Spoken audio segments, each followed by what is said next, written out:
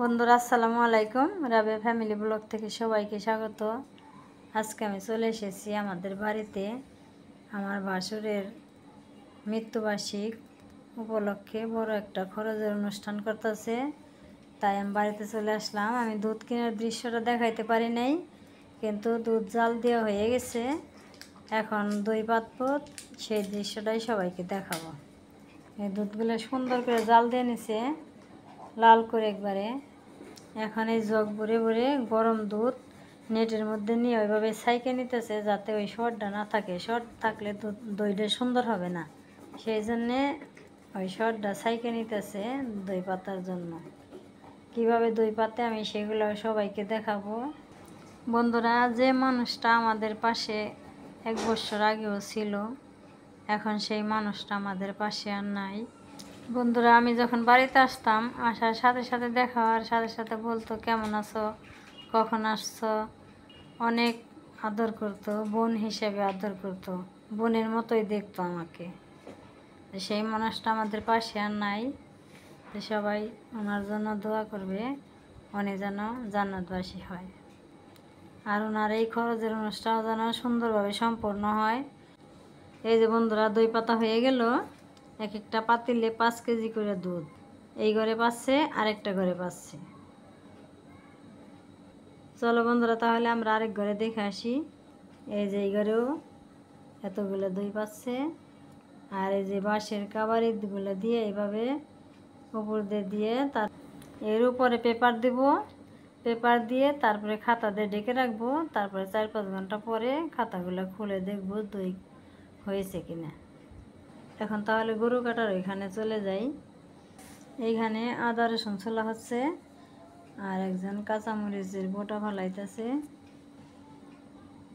এত আদা রসুন তো বাটা সম্ভব না, এই জন্যে এখন এই আদা রসুনগুলো সব ব্লেন্ডার করে নিতেছে। একজন একটু সিচে নরম করে দিতেছে, আর একজনে ব্লেন্ডার করতেছে। এখানে সবাই গরুর মাংসগুলো বানিয়ে নিতেছে। এখানে একটা গরু নিয়ে আসছে, আরেকটা গরু এখনো কাটে নাই।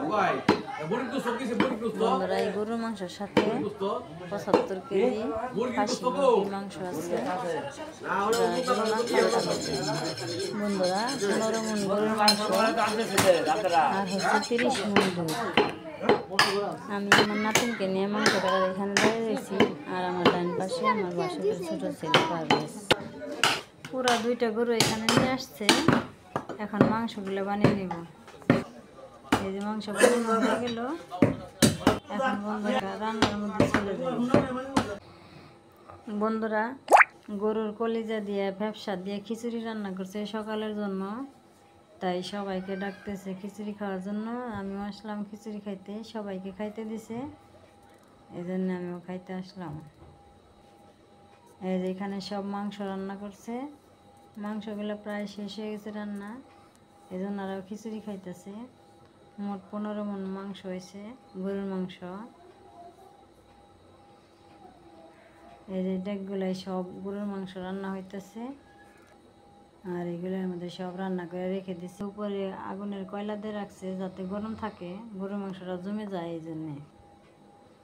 এই যে এখানে সব রান্নাগুলো হয়েছে। গরুর মাংস রান্না হয়েছে, মাসকলাইর ডাউল, আর হয়েছে সাদা ভাত। এই যে এখানে ভাত রান্না হয়ে গেছে, এই যে ভাতগুলো রান্না করছে।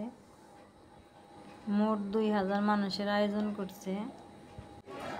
এই যে এখানে ডাউল, ভাত, মাংস এগুলো সব বাইরে রাখছে। এই যে এইভাবে প্যান্ডেল সাজিয়েছে। এখন মিলাদ শেষ হয়ে গেল, এখন খাওয়ার পর্ব শুরু হয়ে যাবে।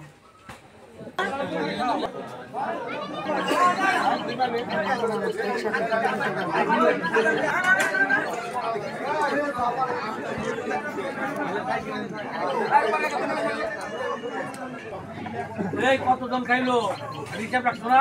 হিসাব আছে।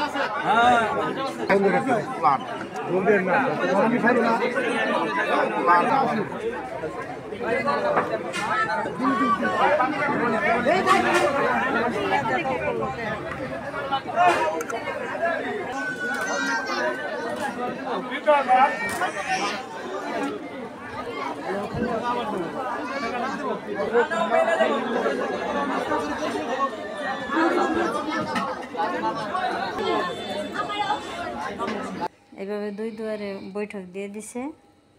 এভাবে একের পর এক বৈঠক হয়ে যেতেছে। খাওয়া প্রায় শেষের দিকে। আকাশের অবস্থা বেশি ভালো না, যে কোনো সময় বৃষ্টি নামতে পারে। আমি কিছুক্ষণের জন্য কথাটা মিউট করে দিছি, কারণ অনেক সাউন্ড, আমার কথা বেশি বোঝা যায় না সেই কারণে।